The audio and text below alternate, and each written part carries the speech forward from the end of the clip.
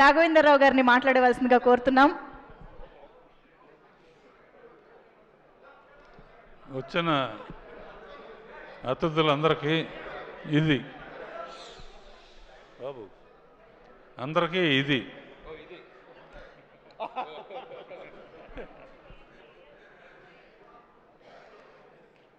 ఇది ఎలా ఉందంటే సంక్రాంతి సినిమా అంటున్నారు. సంక్రాంతి ఎస్తో స్టార్ట్ అవుతుంది. Producer Sahu S, Sushmita S, 2 ఎస్సులు కలిస్తే ఎంత సూపర్ హిట్ కాకుండా ఏమవుతుంది? అండ్ చిన్నప్పటి నుంచి చూస్తున్నా సుస్మితని. ఇటువంటి పెద్ద హిట్ రావటం అమ్మా నీ బాధ్యత ఇంకా బాగా పెరిగింది. సాహో నీకు కూడా, అండ్ మీ ఫాదర్ని కూడా అడిగా అని చెప్పు. చిరంజీవి గురించి ఏం చెప్తాను నేను? నాకన్నా చిన్నవాడు అయినా బాబాయ్ అని పిలుస్తాను. చిన్నప్పటి నుంచి అల్లు రామలింగ గారు కానీ ఆ రోజుల నుంచి ఒక కుటుంబంగా పెరిగాం. మెయిన్ క్రెడిట్ నాకేంటంటే స్వర్గీయ ఎన్టీ రామారావు గారితో 12 సినిమాలు చేస్తే నేను బాబాయ్తో 14 సినిమాలు చేశాను.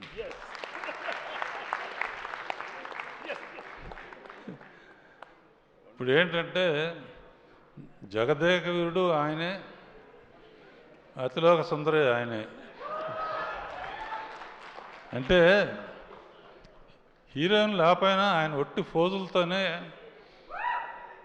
పర్టికులర్గా సీన్లో అమ్మాయి తిడతా ఉంటే అమ్మాయిని తిట్టి గబక్కం చేంజ్ అయ్యి లోపలికి వచ్చి తిట్టకూడదా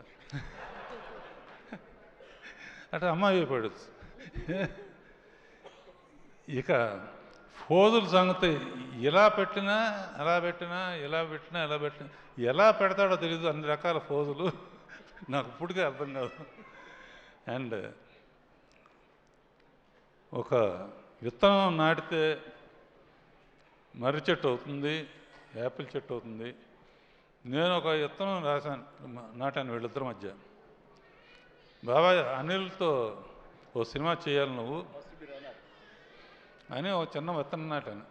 యాపిల్ చెట్టు వస్తుంది అనుకున్నాను, కానీ వటవృక్షం అయిపోయి మర్రి చెట్టు అయిపోయింది.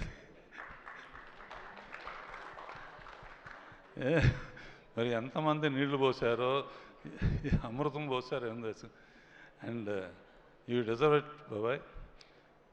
ముఖ్యంగా మా వెంకీ, ఇతని ಏನಪ್ಪಾ ಏನು ಇದು మాదిరి వెంకీ గౌడు ఎల్లింద బందిరి అంటే కన్నడంలో మొదలుపెట్టి నువ్వు కూడా ఎండ్లో జాయిన్ అవ్వటం అనేది సినిమా దుమ్ము దులపటానికి కారణమైంది. అండ్ ఎంటర్టైన్మెంట్ మీ ఇద్దరు కలిసి పోటీ పడి చేశారంటే అంటాం అంటాం.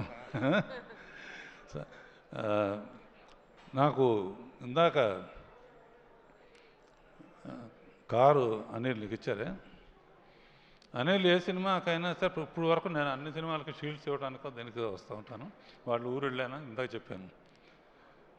నాకేం గుర్తుకొచ్చిందంటే అప్పుడు అడవిరాముడు అయిన తర్వాత నేను ఫస్ట్ కారు కొంటే అన్నగారి దగ్గర తీసుకెళ్ళిన, షూటింగ్లో ఉన్నారు, నేను పక్కన కూర్చున్నాను, ఆయన తోలారు. దాంతో నేను ఈ స్థాయికి వచ్చాను. ఇప్పుడు నువ్వు తోలేవు, ఆయన కూర్చున్నారు, ఇంకెక్కడికో ఇద్దరు. అండ్ ఒకటే చెప్తున్నాను బాబాయ్, నువ్వు ఎవరైనా ఏజ్ అసలు నీకు ఏజ్ లేదు అసలు.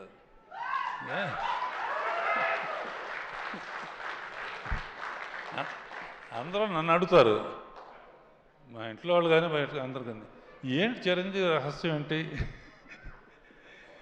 ఒకే మాట చెప్తాను, జరిగిన విషయం. సరిగ్గా 30 years బ్యాక్ దగ్గర ఇందిరా సినిమాలో ఒక సాంగ్ వేణు బిట్టుంటుంది. నేను ఏదో ఊరు వెళ్తున్నాను, ఫ్లైట్కి టైం అయింది. ఎయిటింగ్ రూమ్లో ఆ సాంగ్ చూడమని దత్తు గారును వాళ్ళు కవర్ చేశారు. టైం లేదంటే ఆ ఒక్క సాంగ్ చూసేళ్ళు, ఆ ఒక్క సాంగ్ చూశాను. ఫ్లైట్ కానీ లేకపోతే తిన్నగా ఇంటికి వెళ్ళిపోయామండి. ఫోన్లో చెప్పాను, నీలాగా డ్యాన్స్ చేసేవాడు ఎవ్వరు పుట్టరు అని.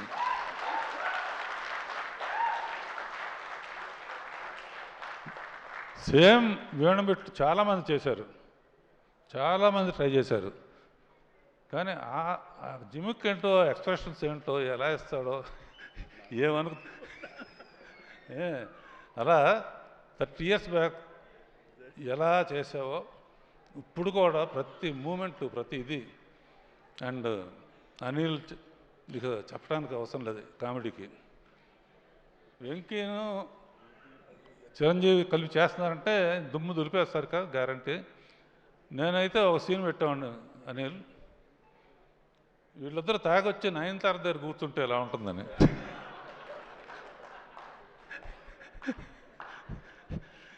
సరే, జరిగింది జరిగిపోయింది. సంక్రాంతికి నిజంగా యాక్చువల్గా ఏంటంటే సంక్రాంతి టైంకి ఇండస్ట్రీ చాలా డల్గా ఉంది. డల్గా ఉన్నప్పుడు ఇండస్ట్రీ గబుక్కున హనుమంతుడు అందరూ దెబ్బతిని కినబడిపోతే అనిల్ సైగ చేశాడు.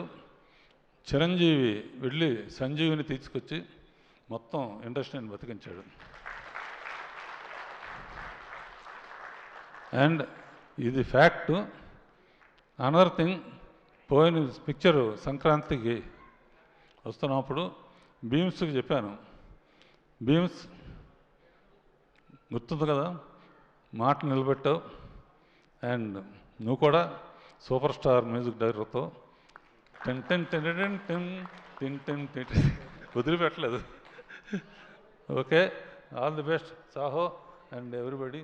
బాబాయ్, వెంకీ.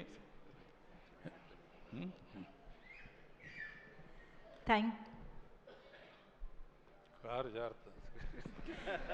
నేను అనిల్ గారు ఒక్కసారి ప్లీజ్. నేను ఇందాక